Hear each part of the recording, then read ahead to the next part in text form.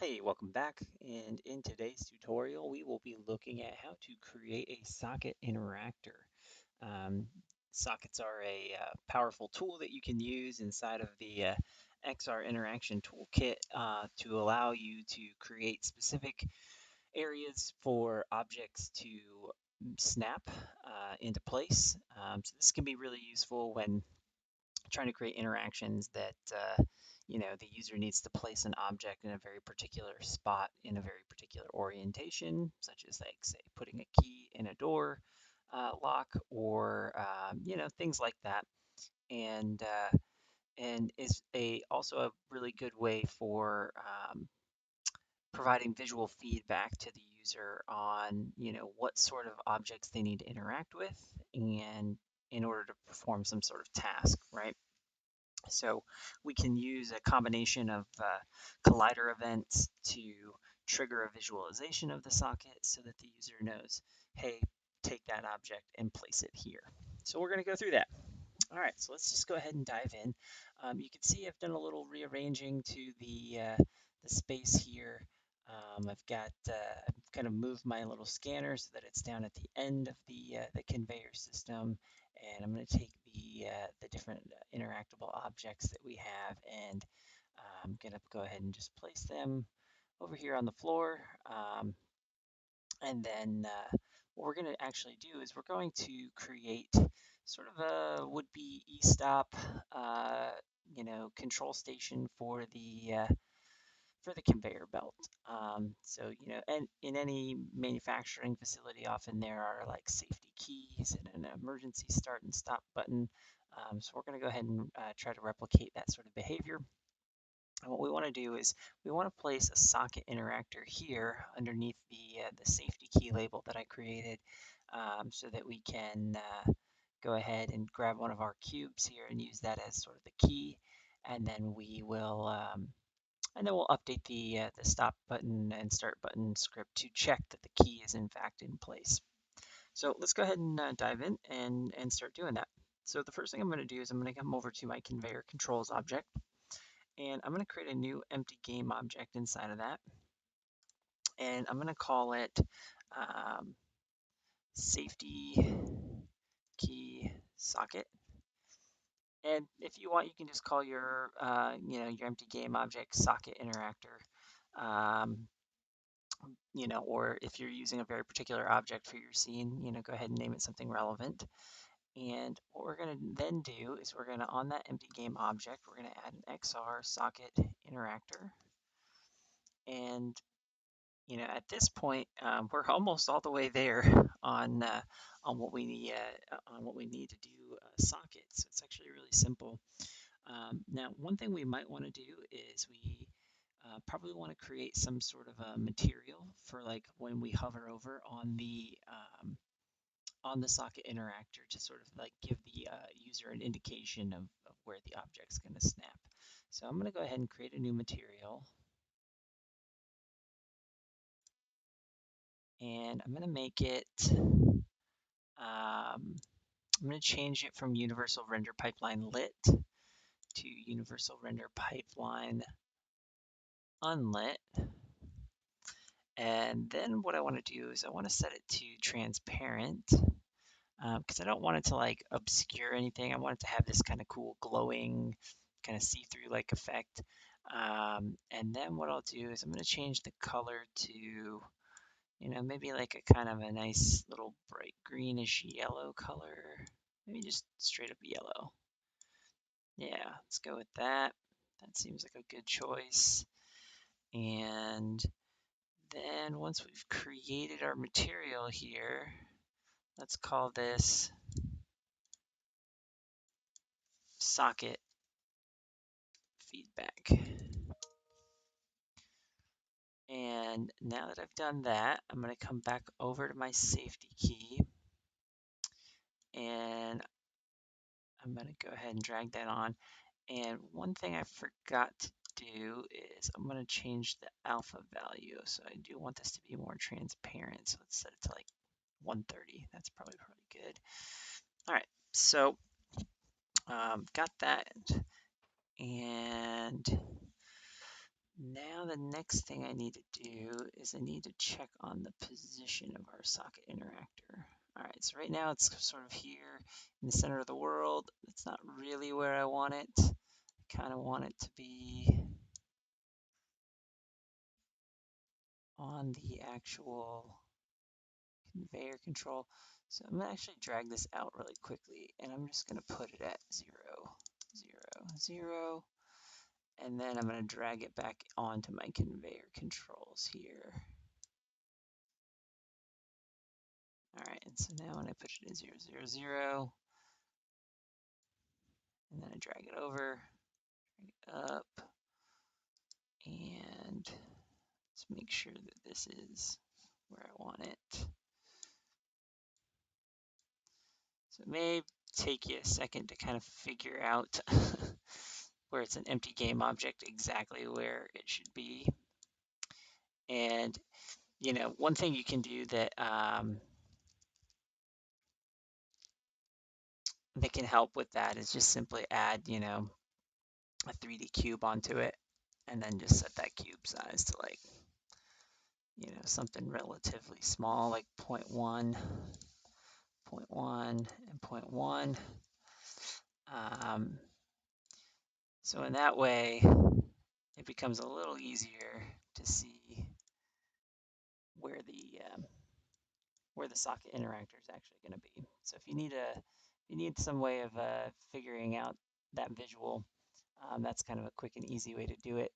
And then same thing here, like in this case, where my panel is kind of on an angle here, I actually want to go ahead and use this cube as just a quick way to visualize sort of like the orientation of my socket interactor. And so what I can do is once I've got everything kind of set up and configured the way I want, I can go ahead and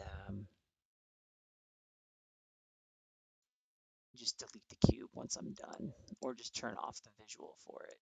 So maybe you want to leave the cube on there temporarily.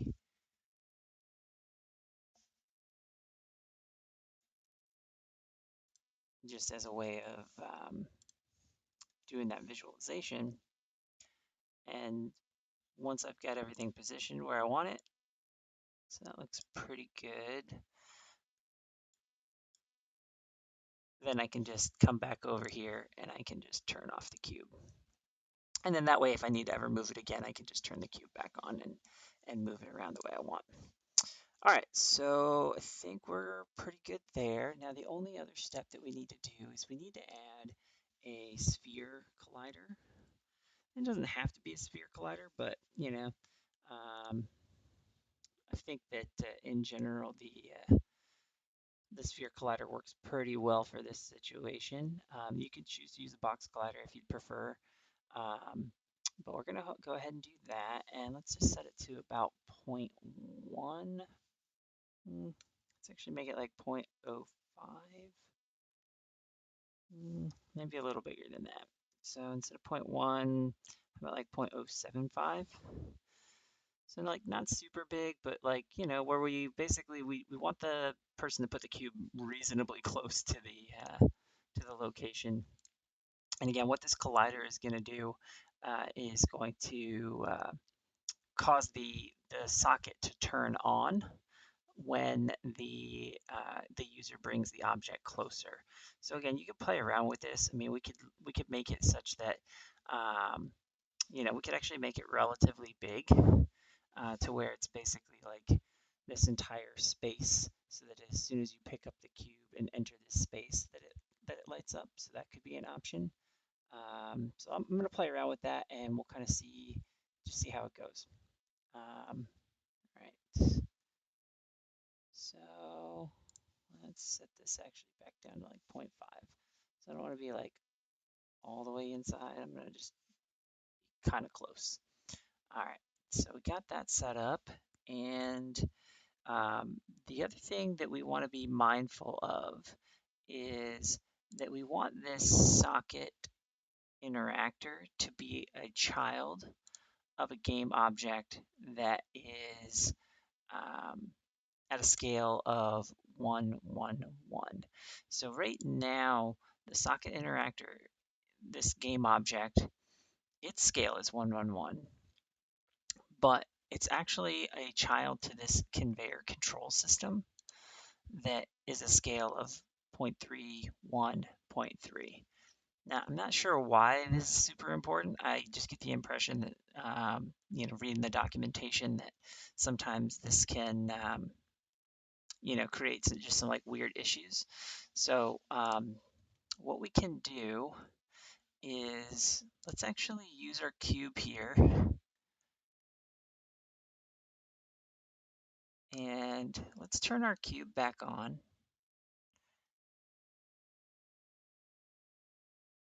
And we have a couple options. We can take the socket interactor we created and move it onto the cube, as well as the sphere collider. Oh, let me move this sphere collider. So, yeah, so we can just take that and let's remove that box collider and then try to drag the sphere collider on. Well, let me do that. No. All right. So you have to manually add it. All right. So I'm going to put the sphere collider back on, and it's set to 0.5, which is way too small.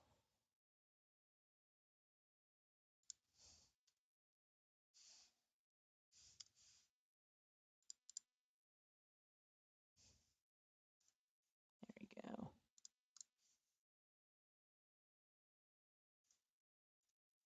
All right.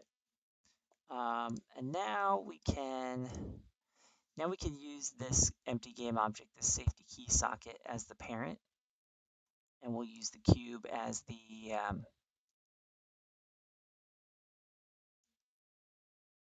actual interactor. So I'm going to just rename this socket interactor, and then in the hierarchy, I can set this to turn off the visual.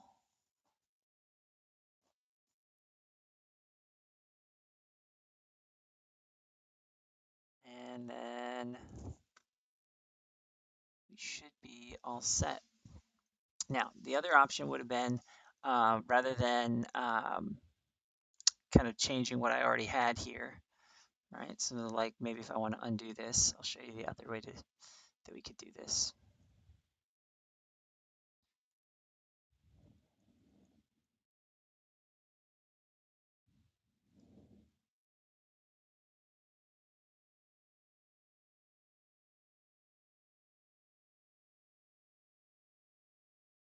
All right, so our cube is back to the way it was. Our safety key socket is back to the way it was. So what we can do is we can actually just right click, create an empty parent. And then when we do that empty parent, this is where we can say, safety key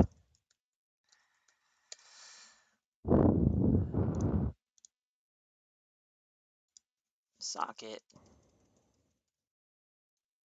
and then we can call this, socket visual. Oops. All right. So we'll leave it like that. That might be the easiest way to do it. But again, if you don't want to have so many nested things, you can go back and try and reconfigure it the way I showed you before. But this should be working now. So I should be able to walk up to the zone. Again, remember, as long as I'm holding that cube, or I enter the space holding that interactable, it'll light up showing me where to place that interactable. All right, so let's go ahead and give that a try.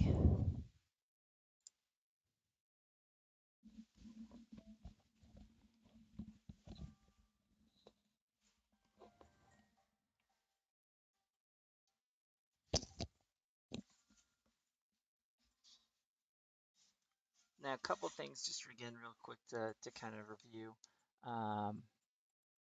When I'm, approaching my my stuff, I can use the different interactors that I have. So I picked up my cube. And when I get in here, I should be able to use the socket.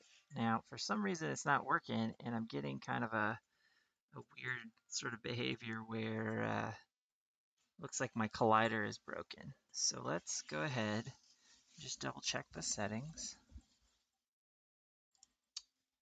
And I can see already what's wrong.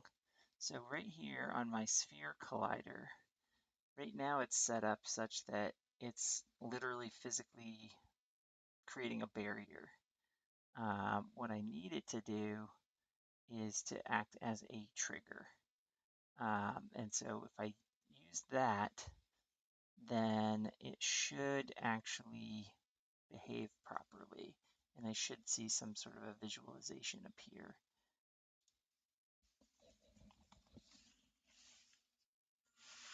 So remember, when you're using colliders, the is trigger uh, basically stops them from being a physical barrier and creates more of like a vent-like barrier. So you can see now all of my features are working again. So as I enter this sort of invisible barrier that I've created, it turns on that prompt that says, hey, press the start button to start the conveyor.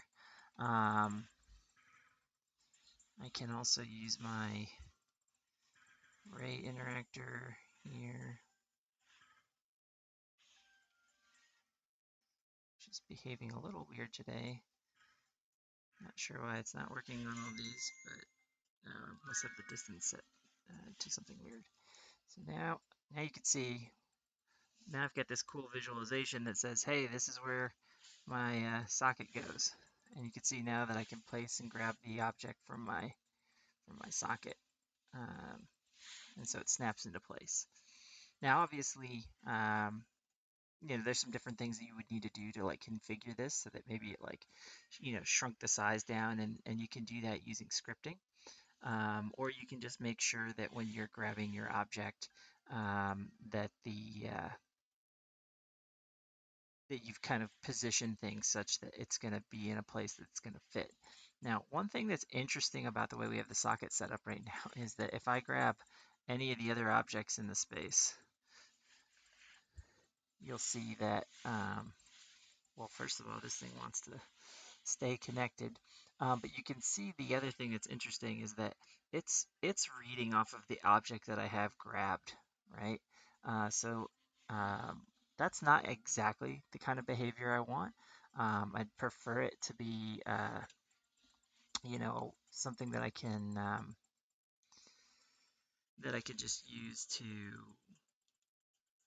limit the socket to a specific object. So like, let's say I wanted this to be the object. And I don't want any other object to work, right? So that's not ideal. I want to be able to specify which object my socket works with. So again, this is kind of interesting, right? Like, not exactly what you want. Very cool though that it automatically detects the object, right? Um, so again, could be something you want to mess with. So I'm going to quit back out.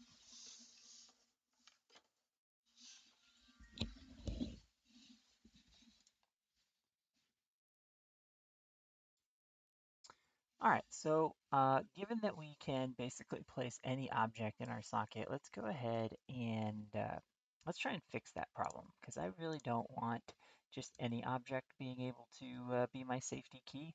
That would let my users sort of cheat and put any object there and be able to turn on the conveyor belt. Instead, I'd like to, and I'd like it to be this smaller cube here.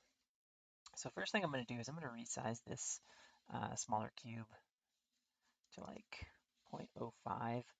Um, and then I'm going to bring that a little bit closer just so that it's not super far away. And oops. And then what we can do is just to make my life a little bit easier. When I go to grab this, I'm going to put this guy down here and just use him as a as like a little stand for my cube.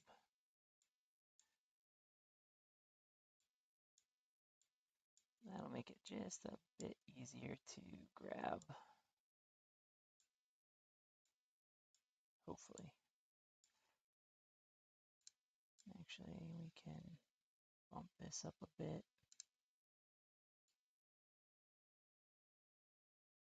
Yeah, it's probably a little better. And then, cool. All right, so that'll make it a little easier to grab. And but now what I want to do is I actually want to create my own version of the socket interactor. So what we're going to do is we're going to create a script that's going to override or essentially replace the existing XR socket interactor. So it's going to create a script called XR socket tag interactor, and that's a new script. So let's go ahead and create and add that. All right, so give that a second.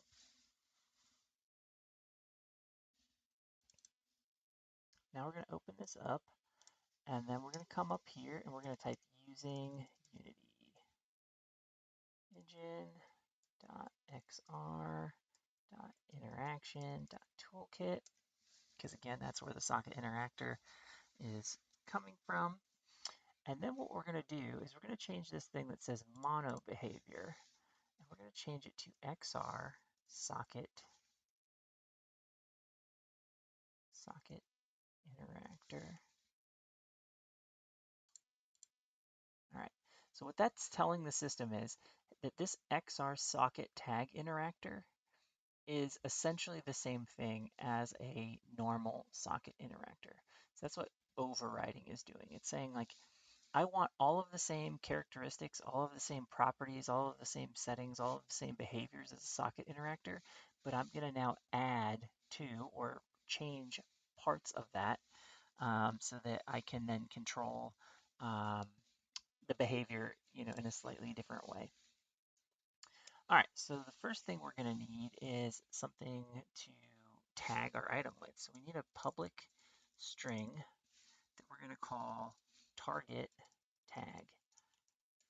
All right, and again, so you're going to be able to, once we save all of this, you're going to be able to type in a name, a tag like, socket key, and then when I apply that tag to the object that I want to use as my key, the system will know that it's okay to use that object for my key. Now the next thing we can do is we can just delete the start and update portion. And what we're going to do is we're going to write our overrides. So the first one we're going to write is a public override of the can hover.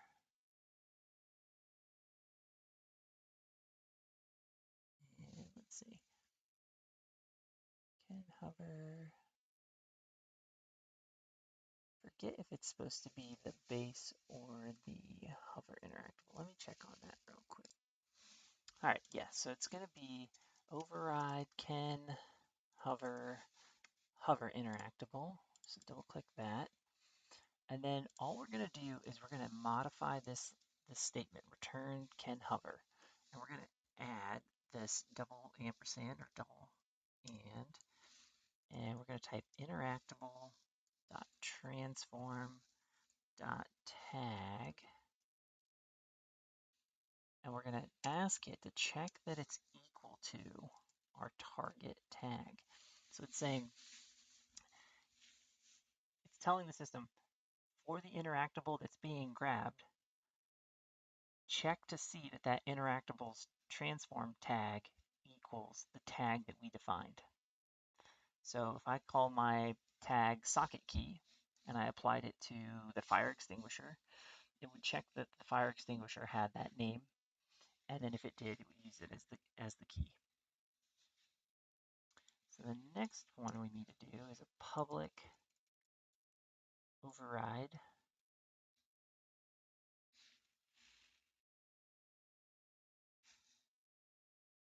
can select, and so this one we want to do the select interactable, and we're going to copy and paste this exact same thing. Come over here, copy and paste that in, and then let's hit save. Now, when we come back into our script here, you'll see that we now have an XR socket tag interactor, right?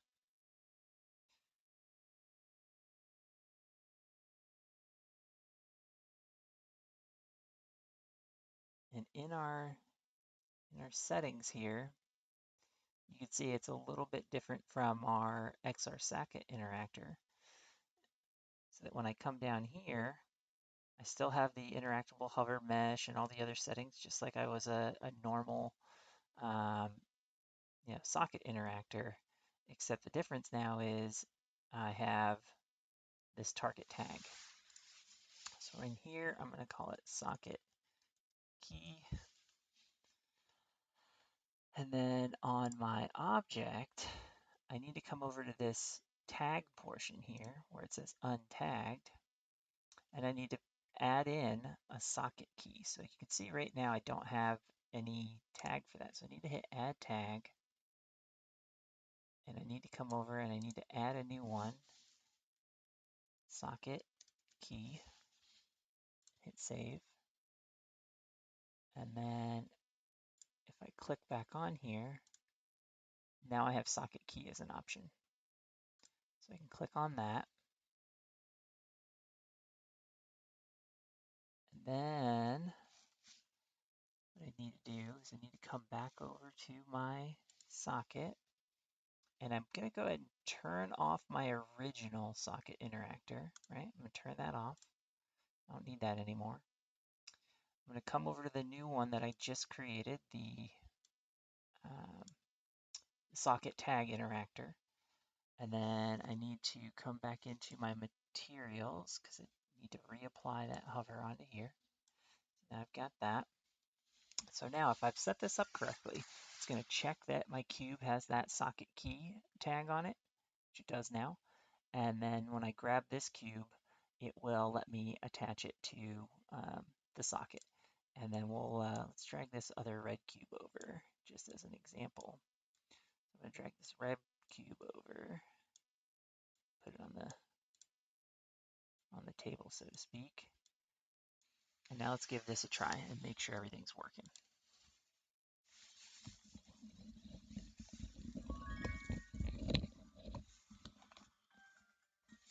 Alrighty. So back in here, we got our cubes hanging out over by our safety keys zone. And now I can come over, and if I grab this cube, notice nothing's going on here. Not getting the socket interactor. All right, so I can put that down. And now I can grab this cube, and you can see as I'm in the zone, the socket interactor appears, right? And it snaps in there. Now the reason it's snapping in there is because I've set the because I set the socket collider so big. Basically, as long as I'm in this zone, it'll snap in there. So that's one reason why maybe you don't want to set the socket collider to be that big. I would set it to be, roughly the size of the area that's close to where you want the key to be placed. So let me go back and fix that.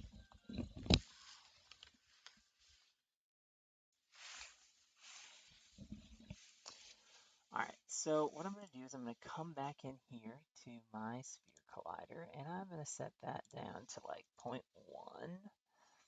That feels like a much more reasonable, place for the collider. Plus, the other thing is it's going to prevent any sort of weird sort of behaviors or interference with any of the other things that I have kind of going on around here.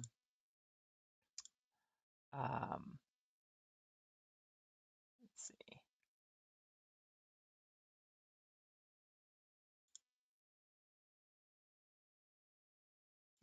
think that's fine. Yeah, so I'm going to set that to um, basically 0.1. So that'll keep it from being too big and should also help, make sure that some of the other things that are going on in the environment aren't freaking out.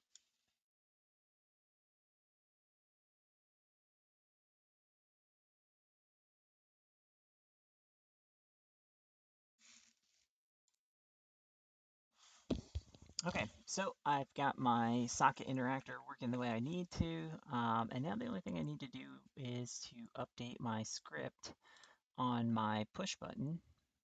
And what I want it to do is to check on that the socket interactor actually has the key in place so that the push button will work. So let's go ahead and add that to the script. Okay, so I have gone ahead and already written a script that will allow me to leverage the socket interactor that we just added to control whether or not that this push button works, as well as the state of the billboard in terms of the instructions that it gives. So I'm going to show you guys that really quickly, and then we'll talk about how I did that in the script. So let me put on my headset real quick, and we'll walk through it.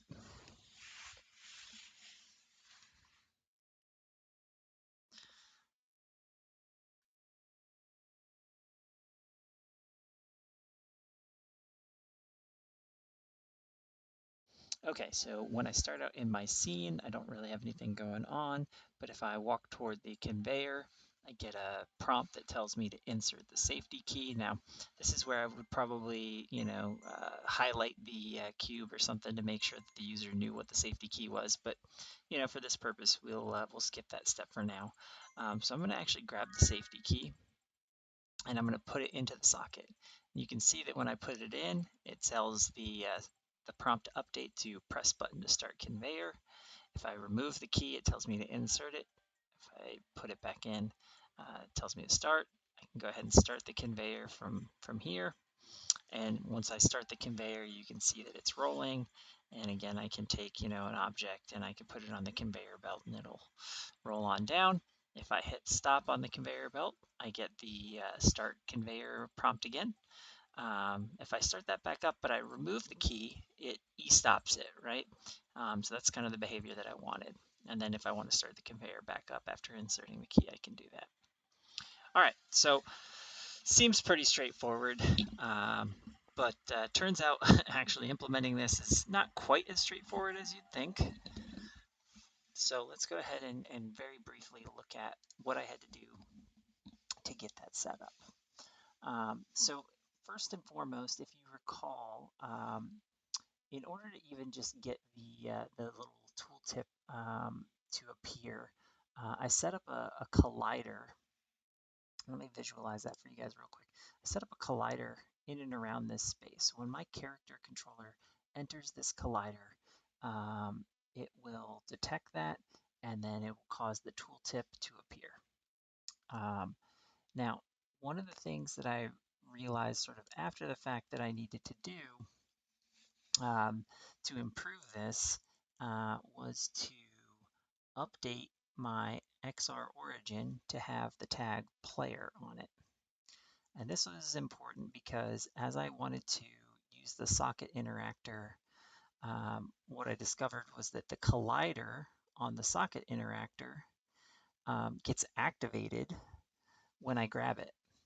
And so what that was doing is inside of my script that turned on and off the little tooltip, where I was saying billboard set actives to turn on the tooltip, it was getting the cube collider, and every time I grabbed the cube, it would turn off my billboard.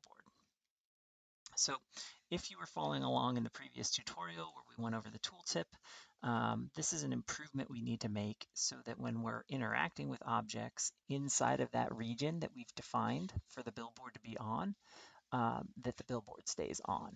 So you need to add this tag to your XR origin. So to do that, you can come in, you can hit add or click on the drop down and you can find the player tag. And I would just go ahead and select that. And then if you are using a tooltip or some other functionality, just remember you're going to need to go in and add this additional piece of information. Now, if you're only doing one sort of function, you can do it like this, where you say if, the object that's colliding has the tag player, then do this. If you have more than one action that's taking place, you will need to bound that if statement's functionality, right? So it'll look more like this. And then all of the different script steps that you need to fire on that collision should happen. All right, so if you're doing more than one thing, you have to have the brackets. If you're just doing a single execution, like line of code, you can do it inline like I have here. All right, so that's the first part, is if you're doing any kind of a tooltip that's toggling on and off like what I have, you're going to need to do that. Now, as I mentioned before in some of my tutorials, I didn't set up my conveyor belt in the most ideal way. So I've got 1, 2, 3, 4, 5 different scripts that I have to manage. And we'll try and go through this as simply and as quickly as possible. But let's start with the push button itself. So the push button itself is what I'm going to initially use to keep track of whether or not that key is in the right position in the socket. So what I needed to do to my push button was I needed to update that script to now include a Boolean to determine whether the key was in or out of the socket. And this is kind of the key set of code that I needed to add, right? So I added in this Boolean to keep track of the key in or out. And then I also added in a reference to the socket tag interactor that I'm using, right? So when I added this in, just like in all of our other examples, what that did was expose a variable here, right? That I could then associate the socket to. And what I would need to do is once I created that variable, I need to come over and grab the socket and drag that into here. And when I do that, it'll automatically grab the socket interactor element that I added, right?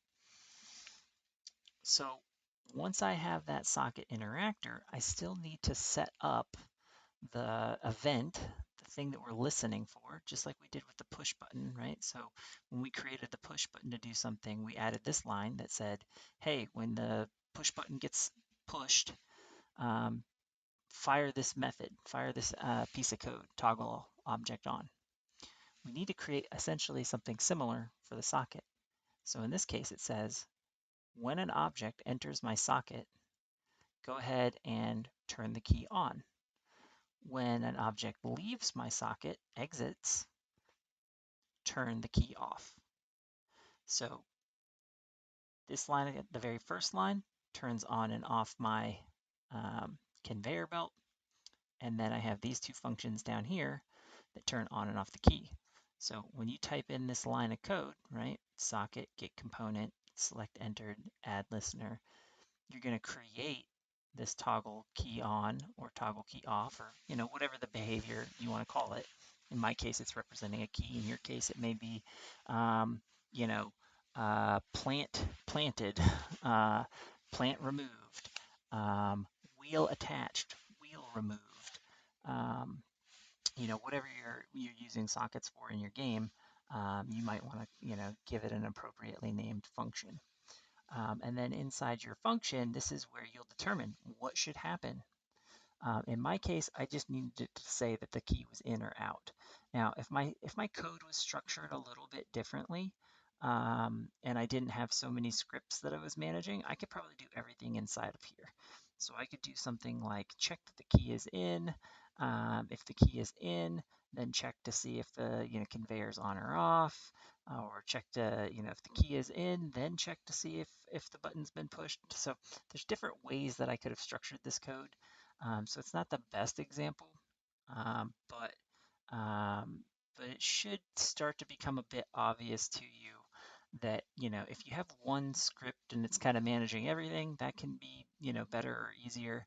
Um, if you have multiple scripts, you may have to do kind of what I did. So in this case, I'm just going to like have it manage whether the key is true or false.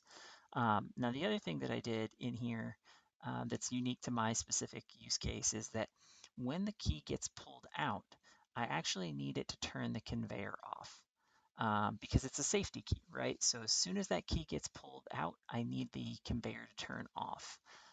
And so I set both, whenever I toggle the key off, I'm actually making sure that the key gets set to false and that the conveyor gets turned off by setting it to false.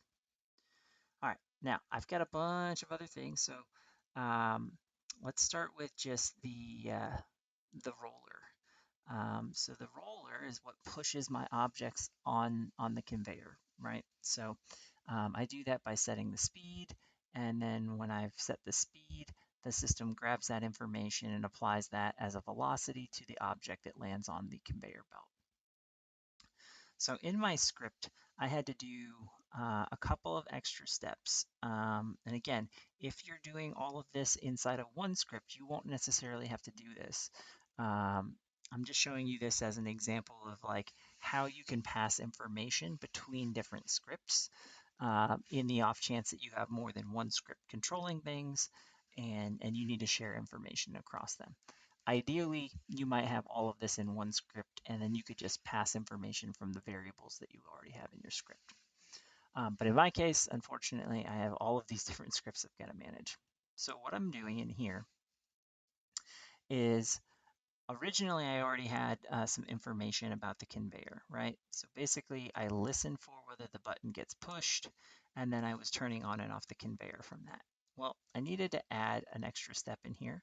So again, I added in a Boolean that basically represents whether the key is in or out. But this time I need to get whether the key is in or out from this original script, this push button uh, conveyor controller. So in here, I want to get the information about this key state, true or false, and bring it into here. And the way that I do that is I can actually search for the game object. So I can search for the game object push button, and I can get the component, the push button conveyor controller that's attached to it. And I can ask for, hey, that variable, that Boolean you had in your script up in here, tell me what it is. Is it true or false? And then I can pass that information to a variable in this script that can then use that information.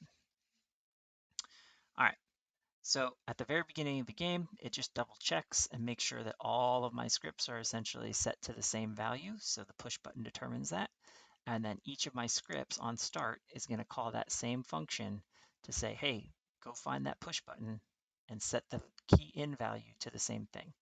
And in that way, if I started with the key already in, it would pull in true. If I start with the key already out, it pulls in false. And so all of my scripts that are related to operating the conveyor grab that information at the beginning, right? And again, I just use this game object, find, push button, look for the component that I'm interested in, and then ask for the information associated with that. Now, you can do this with like almost any component, right?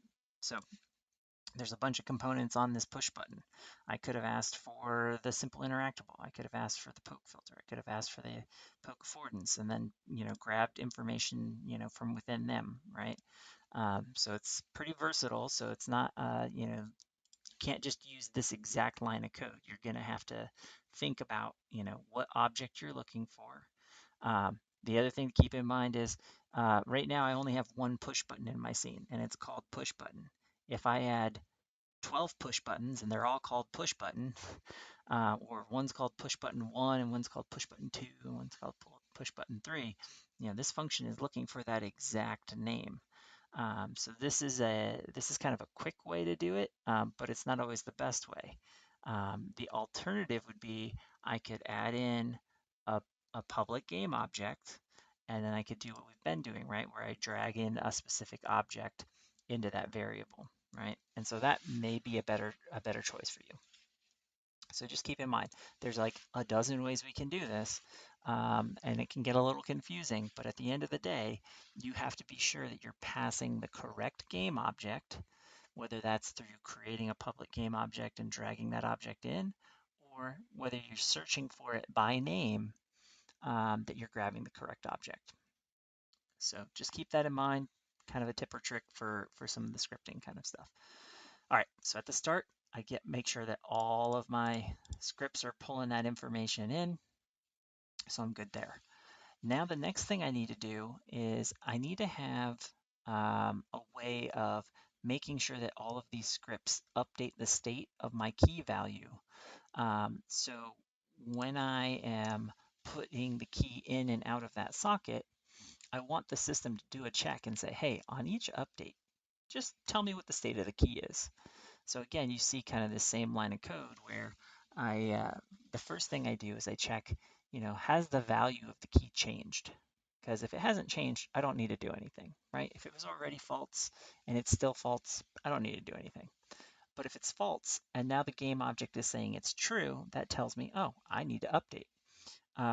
So I first ask the system, hey, has the key changed? Is it in and previously was out, or was it out and is now previously in? Um, and then I've set that value to my internal script variable. And then I tell it, hey, go ahead and do something. So in this case, I'm telling it to update the state of the text inside of my billboard. So in that case, I have 3 different states. So if the key is in and the conveyor's on, I need the system to say, press the button to stop. If the key is in and the conveyor is off, I want the banner to say, start the conveyor. And if the conveyor is off, right, I've pulled the key out, I need to make sure that the conveyor gets turned off, and I need the text to say, insert the safety key. Same thing over here. I check to see whether or not the key is in or out. If the key is false, right, so it's out of the system, I'm telling the system, hey, go ahead and do this action, toggle the conveyor on. And then once I'm in my toggle conveyor on, I check. If the key is in, then do something. Now in this case, the key is out. So it automatically knows, hey, the key is not in, do this instead. And what it tells it to do is stop playing my conveyor audio and make sure that the conveyor is set off. And I do this for each of my scripts. So it checks if the key is out. If the key is out, set my speed to 0, turn the conveyor off.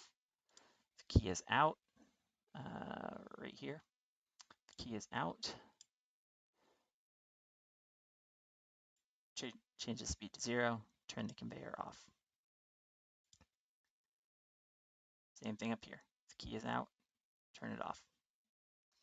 Now, if I'm dragging the key in, right, if the key is in, nothing needs to happen on the roller. Nothing needs to happen with the audio of the roller or the movement of the roller, because those are all dependent on the button being pushed. So it's really just my billboard that needs an update. So if the key gets put in, I need to update one of these 2 statements, stop or start. So that's really the only one where I had to do a little extra work. Now on these, I'm still asking for that key information, but I'm using it in a different way, right? So once the push button gets clicked, I'm checking, hey, if the key is in, go ahead, set the speed to on or off, depending on the current state of the conveyor. So in this case, it says, hey, the key is in, cool. Go ahead and set the conveyor from off to on. And when it does that, it sets the speed to 50. If the conveyor's on and it's been pushed off, it goes, hey, set the conveyor to off and set the speed to 0. So again, it's a little bit confusing. I'm not expecting you to copy this portion of my example unless you're doing exactly like what I did to follow along. But I'm just walking you through this so that you can understand that you can actually get the state of the socket, right? Which is what we did up here, right? So I asked the socket to tell me, has something entered it or something exited? And then from there, you have to make up your script to figure out how to behave in that condition. Um, so if the door unlocks, you're going to set, some different variables to manage that. If the plant is planted, maybe it does something. If the wheel is attached to the car, maybe something else in your game happens. So everybody's going to have a different set of things or conditions that take place based on, what you're doing, right? So the socket is just like any of the other interactables. You can set up these listeners, these events to trigger other actions.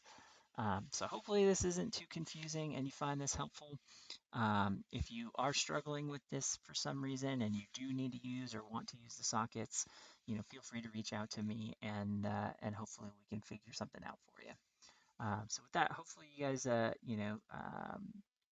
find a use for this and, at a minimum, you can at least use the sockets to just snap objects to places that you like them to be anchored. So at least that at a minimum you have that functionality. And if you want to get more advanced and use the condition of that socket to say turn an object on or off or change the behavior of an object, then you can explore using the scripting to do that as well. All right, with that, good luck.